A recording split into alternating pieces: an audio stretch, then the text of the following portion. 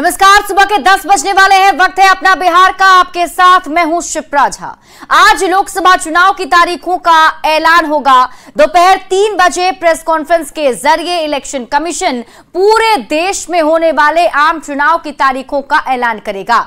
चुनाव कितने चरणों में होगा, किस किस तारीख को किन राज्यों में मतदान होगा, इसकी जानकारी आज चुनाव आयोग की ओर से दे दी जाएगी। केंद्रीय निर्वाचन आयोग प्रेस कॉन्फ्रेंस कर चुनाव की तारीखों का ऐलान करने वाला है और इसके साथ ही लोकसभा और कुछ राज्यों में विधानसभा चुनाव की तारीखों का भी ऐलान हो जाएगा। सूत्रों की माने तो 2024 के लोकसभा चुनाव 7 से 8 चरणों में हो सकते हैं। सूत्र ये भी बताते हैं कि उत्तर प्रदेश, पश्चिम बंगाल और बिहार में 6 से 7 चरण में लोकसभा चुनाव संपन्न हो सकता है। वहीं महाराष्ट्र में 4 से 5 चरण, मध्य प्रदेश और असम में 2 से 3 चरण, जबकि दक्षिण भारत के राज्यों में एक ही चरण में चुनाव कराए जाने की उम्मीद है।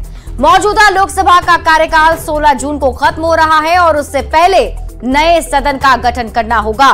पिछली बार लोकसभा चुनाव की घोषणा 10 मार्च को हुई थी और 11 अप्रैल से 7 चरणों में मतदान हुआ था। वोटों की गिनती 23 मई को हुई थी। चुनाव के ऐलान के साथ ही देश में चुनावी मूड भी आ जाएगा। एनडीए चुनाव के लिए पूरी तरह से तैयार दिख रहा है। पीएम मोदी लगातार अपने अभियान में लगे हुए हैं तो राहुल गांधी न्याय यात्रा के जरिए अपने अभियान में जुटे हुए हैं। तो देखिए, आज चुनाव की तारीखों का ऐलान होने वाला है। दोपहर 3 बजे चुनाव की तारीखों का ऐलान कर दिया जाएगा। बताया जा रहा है कि अप्रैल के दूसरे हफ्ते से चुनाव शुरू हो सकता है। लोकसभा चुनाव जो है वो 7 से 8 चरणों में हो सकते हैं। अगर राज्यवार बात करें तो एमपी में 2 चरण में चुनाव कराया जा सकता है। असम में 2 से 3 चरण में चुनाव संभव बताए जा रहे हैं, ये संभावना जताई जा रही है। वहीं दक्षिण भारत की बात करें तो दक्षिण में 1 चरण में ही चुनाव संपन्न कराए जा सकते हैं। आचार संहिता फिर लागू हो जाएगी।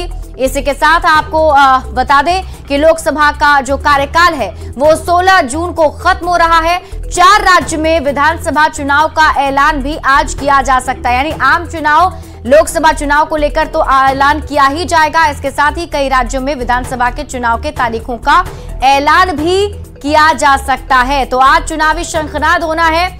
चुनाव आयोग की तरफ से बड़ी जानकारी आज साझा की जाएगी। लोकसभा चुनाव के तारीखों का ऐलान किया जाएगा, लेकिन हम आपको बता दें कि यह संभावना जताई जा रही है कि 7 से 8 चरण में लोकसभा के चुनाव हो सकते हैं। जो बड़े राज्य हैं जैसे कि बिहार, यूपी, महाराष्ट्र, इन राज्यों में बताया जा रहा है कि 6 से 7 चरण में चुनाव कराए जा सकते हैं।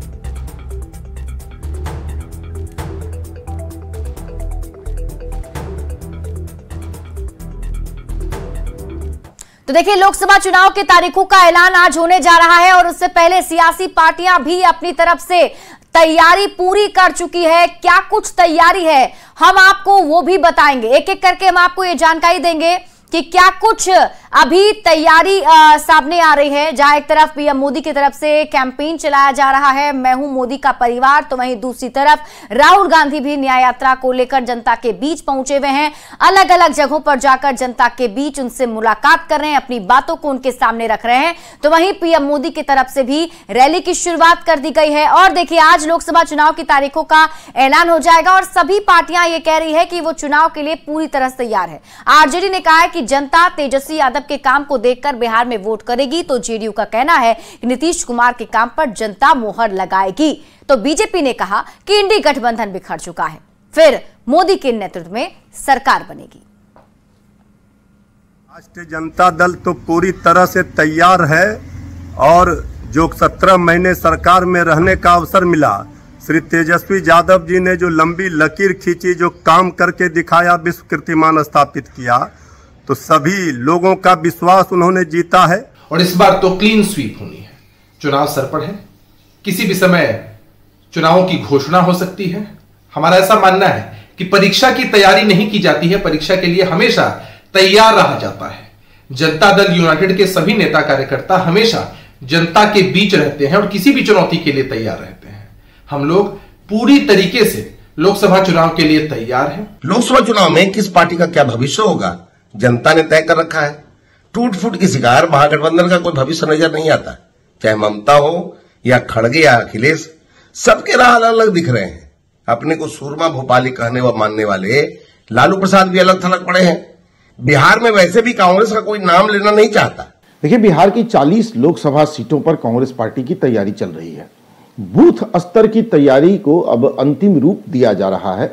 आप हमारे दफ्तर में जाके कंट्रोल रूम में ये देख भी सकते हैं। देखिए, आगामी लोकसभा चुनाव को लेकर के हिंदुस्तानी आवाम मोर्चा के पार्टी के कार्यकर्ता और नेता दोनों तत्पर हैं, तैयार हैं। हमारी पार्टी पूरी मुस्तैदी के साथ एक मजबूत एनडीए के सहयोगी के रूप में तैयार रहेगी। हमारे नेता तैयार रहेंगे, कार्यकर्ता भी तैयार रहेंगे।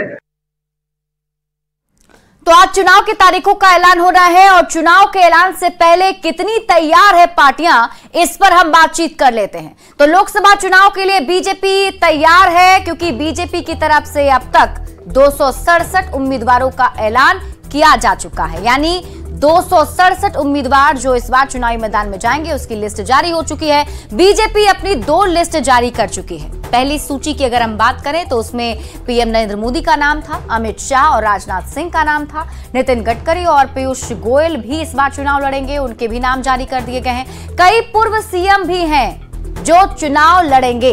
मनोहर लाल खट्टर चुनाव लड़ेंगे, शिवराज सिंह चौहान चुनाव लड़ने वाले हैं, त्रिपुरा के सीएम बिप्लब देब भी चुनाव लड़ेंगे, कर्नाटक के पूर्व सीएम बसवराज भी चुनाव लड़ने वाले हैं, तो उत्तराखंड के पूर्व सीएम त्रिवेंद्र सिंह रावत भी चुनावी मैदान में हैं।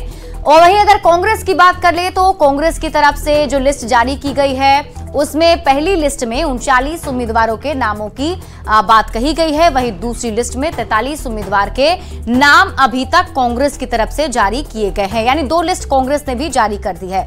लेकिन न्यूज 18 की जो मेगा ओपिनियन पोल थी, जो हमने मेगा ओपिनियन पोल किया था, उसकी माने तो पीएम मोदी की आंधी चलती हुई नजर आ रही है। पूरे देश भर में पीएम मोदी का मैजिक अभी भी बरकरार है। एनडीए की आंधी के आगे विपक्ष हवा नजर आ रहा है। वो हम इसलिए कह रहे हैं क्योंकि न्यूज 18 के मेगा ओपिनियन पोल में आंकड़ों को अगर आप देखें तो 543 लोकसभा सीटों में से एनडीए के खाते में 411 सीट जाने का अनुमान है और 543 में से इंडिया अलायंस को 105 सीट मिलने का अनुमान है। मोदी की गारंटी पर मुहर लगती हुई दिख रही है, क्योंकि आंकड़े यही बता रहे हैं। पीएम मोदी अपने मिशन की तरफ आगे बढ़ते हुए नजर आ रहे हैं और पीएम मोदी अपने काम की गारंटी दे रहे हैं। पीएम मोदी ने छोटे छोटे दलों को एक साथ साध लिया है। पुराने जो सहयोगी थे वो भी एनडीए में वापस आ गए हैं। दूसरी तरफ इंडी गठबंधन जो है वो बिखर रहा है। दूसरी तरफ इंडी गठबंधन बिखरा बिखरा नजर आ रहा है। नरेंद्र मोदी आत्मविश्वास से लबरेज नजर आ रहे हैं। तो ये देखिए, चुनावी तैयारियां दोनों ही खेमों की तरफ से की जा रही है। मुख्य तौर पर एनडीए और इंडिया अलायंस आमने सामने होने जा रहा है लोकसभा चुनाव में। तो ऐसे में तैयारी दोनों ही तरफ से की जाती हुई नजर आ रही है। आपको बता दें कि पीएम मोदी की तरफ से कई सारी रैलियों को संबोधित भी किया जा चुका है। बढ़ते हैं आगे। बिहार के 2 नेताओं की सुरक्षा बढ़ा दी गई है। जेडीयू से राज्यसभा सांसद संजय झा की सुरक्षा बढ़ी है। संजय झा को जेड श्रेणी की सुरक्षा दी गई है। तो वहीं खुफिया एजेंसी की रिपोर्ट के आधार पर बिहार सरकार ने यह फैसला लिया है। संजय झा को 22 जवानों की सुरक्षा मिली है, जिसमें करीब 4 से 6 कमांडो जवान जो हैं हमेशा संजय झा के साथ रहेंगे। हम पार्टी के विधायक अनिल कुमार की भी सुरक्षा बढ़ाई गई है। अनिल कुमार को वाई श्रेणी की सुरक्षा दी गई है। 3 शिफ्ट में 8 जवानों की तैनाती इनके पास रहेगी। और इसी बीच रुक कर लेते हैं बड़ी खबर की। पटना से बड़ी खबर है, जहां तीसरे चरण की शिक्षक बहाली परीक्षा में पेपर लीक मामले से जुड़ी बड़ी खबर आपको बता दें। ईओयू की टीम आज इसका रिपोर्ट देने वाली है। बिहार सरकार को यह रिपोर्ट ईओयू की टीम सौंप देगी। परीक्षा को लेकर कोई महत्वपूर्ण अनुशंसा कर सकती है ईओयू की टीम, क्योंकि हजारीबाग में 300 परीक्षार्थी पकड़े गए हैं। मास्टरमाइंड भी इसमें गिरफ्तार किया गया है और सभी बिहार के ही रहने वाले हैं। तो इस वक्त की बड़ी खबर हम आपको बता रहे हैं, ईओयू की टीम ने यह बड़ी कार्रवाई की है, जिसके तहत हमने आपको खबर दिखाई थी कि हजारीबाग में जो है कोहिनूर होटल से 300 परीक्षार्थियों को पकड़ा गया है। बताया जा रहा है कि सभी परीक्षार्थी को यहां पर रखा गया था और इन सभी परीक्षार्थियों को क्वेश्चन जो है वो उपलब्ध कराए गए थे, उसके आंसर उपलब्ध कराए गए थे। ये पूरी तैयारी चल रही थी, लेकिन उससे पहले ही ईओयू की टीम ने इस पर कार्रवाई करते हुए जो है मास्टरमाइंड को गिरफ्तार कर लिया है। और पटना से ही बड़ी खबर मिल रही है, शिक्षक नियुक्ति परीक्षा में गड़बड़ी पाई गई है। तो ऐसे में माना जा रहा है कि परीक्षा जो है वो रद्द की जा सकती है। शिक्षक नियुक्ति परीक्षा में बड़ी गड़बड़ी की शिकायत पर रेड किया गया है। पटना, हाजीपुर समेत कई जिलों में ईओयू की टीम ने छापेमारी की थी और हजारीबाग में बड़ी सफलता मिली थी, जिसमें 300 से अधिक परीक्षार्थी पकड़े गए हैं। ईओयू की सूचना पर झारखंड पुलिस ने इन सभी को पकड़ा है। गिरोह के कई सदस्यों से अब ईओयू की टीम पूछताछ कर रही है। प्रश्न पत्र लीक मामले में ईओयू की टीम अब रिपोर्ट तैयार कर रही है। बताया जा रहा है कि ये रिपोर्ट जो है बिहार सरकार को सौंपा जाएगा और इसी रिपोर्ट के आधार पर फैसला आगे लिया जाएगा, लेकिन संभावना ये जताई जा रही है कि परीक्षा रद्द की जा सकती है। तो बीपीएससी शिक्षक नियुक्ति परीक्षा में गड़बड़ी की आशंका को लेकर नेता प्रतिपक्ष तेजस्वी यादव ने सरकार पर निशाना साधा है। तेजस्वी यादव ने सोशल मीडिया प्लेटफॉर्म एक्स पर पोस्ट करते हुए नीतीश सरकार से सवाल पूछा है। तेजस्वी यादव ने लिखा है कि बिहार में 30 चरण की बीपीएससी शिक्षक नियुक्ति परीक्षा में पेपर लीक के कारण 4 लाख से अधिक अभ्यर्थियों को परेशानी हुई। आखिर ऐसा क्यों हुआ? हमने महीनों में लाखों से अधिक नौकरियां दी हैं, कभी भी किसी नियुक्ति परीक्षा में पेपर लीक नहीं हुआ। हमने केवल 2 चरणों में जो है लाख से अधिक शिक्षकों को नियुक्ति दी है। शिक्षक भर्ती परीक्षा के दोनों चरणों में लाखों से अधिक अभ्यर्थी जो हैं वो इसमें आए, कभी भी किसी प्रकार की कोई शिकायत इसमें नहीं मिली। सब नियुक्ति निष्पक्ष, पारदर्शी और सहज प्रक्रिया से हुई। अब ऐसी कौन सी ताकत और तत्व बिहार में आ गई है जिसके कारण तीसरे चरण की नियुक्ति के लाखों परीक्षार्थियों को समस्या का सामना करना पड़ रहा है? इसके साथ ही वो पूछ रहे हैं कि तीसरे चरण में भी लाखों से अधिक शिक्षकों की नियुक्ति का नीतिगत निर्णय हमारे कार्यकाल में हमने ही कराया था। अब ये एनडीए सरकार इसे लटका, अटका और भटका रही है। आरा से आपको बड़ी खबर बता दें, जहां बालू कारोबारी पुंज कुमार सिंह के कई ठिकानों पर ईडी की रेड चल रही है। कोइलवर के धनडीहा स्थित श्रीराम वाटिका में छापेमारी चल रही है। पुंज पर 250 करोड़ से अधिक की राजस्व चोरी का मामला है। पुंज कुमार सिंह ब्रॉडसन के निदेशक रहे हैं। आरा के अलावा धनबाद में भी छापेमारी चल रही है।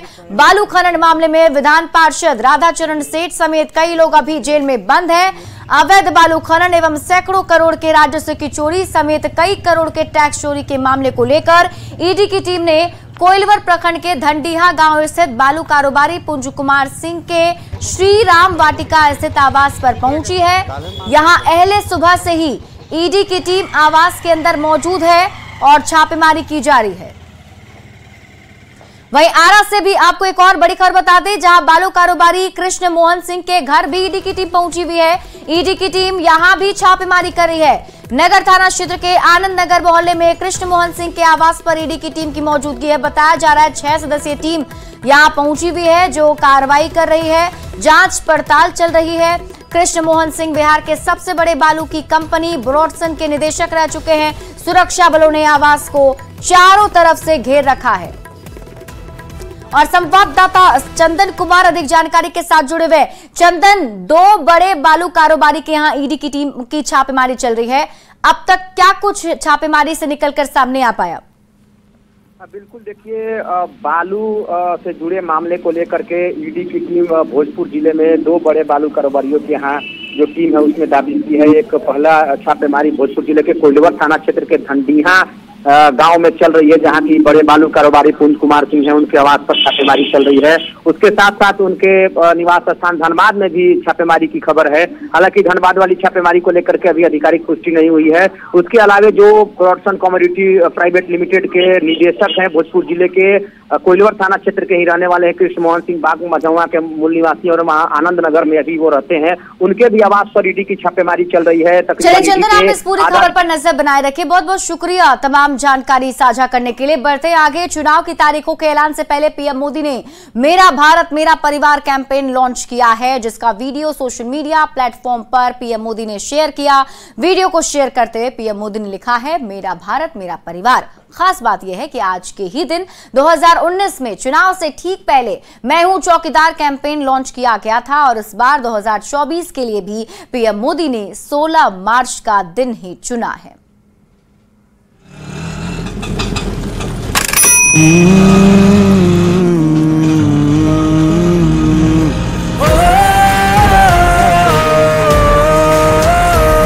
मेरे दिल के मेरे घर में वो रहता, मेरी फिक्र हमेशा करता है। दुख दर्द मेरा समझे वो, मेरी खुशी में शामिल रहता है। वो नहीं अकेला खड़ा यहाँ, मैं उसका संसार हूँ।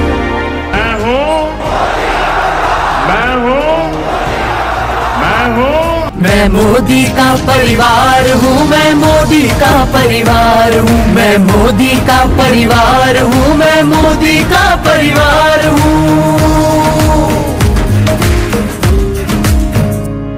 कांधे पे रख के हाथ मेरे मुझको वो समझाता है, वो देता हर पल साथ मेरा, मेरा हौसला बढ़ाता है। परवाह उसे है मेरी, मैं उसका पहरेदार हूँ। मैं मोदी का परिवार हूँ, मैं मोदी का परिवार हूँ, मैं मोदी का परिवार हूँ, मैं मोदी का परिवार हूँ।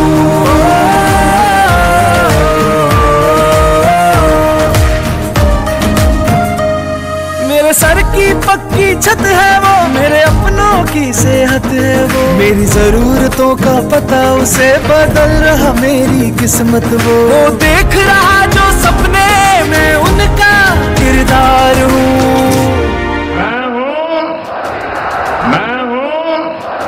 मैं मोदी का परिवार हूँ, मैं मोदी का परिवार हूँ, मैं मोदी का परिवार हूँ। बढ़ते हैं आगे और अगली खबर आपको कटिहार से बता दें। कटिहार पुलिस ने तफ्तीश के जरिए एक ऑनर किलिंग के मामले का खुलासा किया है।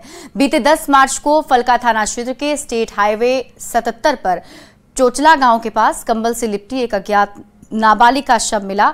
कटिहार पुलिस ने शव की पहचान की और नाबालिग की हत्या मामले का खुलासा करते हुए नाबालिग के पिता को गिरफ्तार कर लिया है। घटना के बारे में खुलासा करते हुए एसपी ने बताया कि अररिया के रहने वाली नाबालिग का उसके जीजा के साथ प्रेम संबंध चल रहा था, जिसके बारे में पता लगने पर परिवार के लोग लड़की को कार से गंगा नदी में फेंकने के लिए ले जा रहे थे। इस दौरान बीच सड़क में लड़की के चाचा ने गाड़ी के अंदर रस्सी से नाबालिग का गला घोंट दिया, जिससे उसकी मौत हो गई। हत्या को अंजाम देने के बाद पूरे परिवार के 5 लोगों ने मिलकर कंबल से लपेटकर शव को फलका थाना क्षेत्र में फेंक दिया। वहीं पुलिस ने इस मामले में आरोपी पिता को गिरफ्तार कर लिया है, जबकि बाकी लोग मौके से फरार हैं।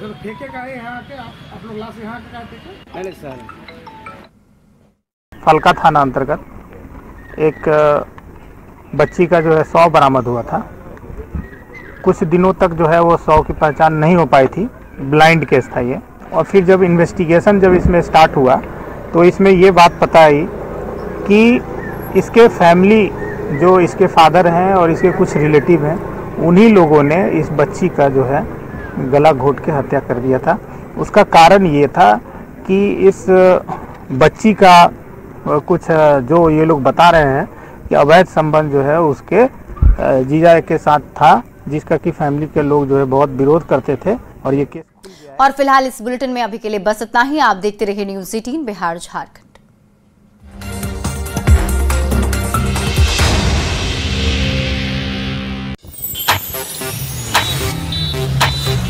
Bharat is rising.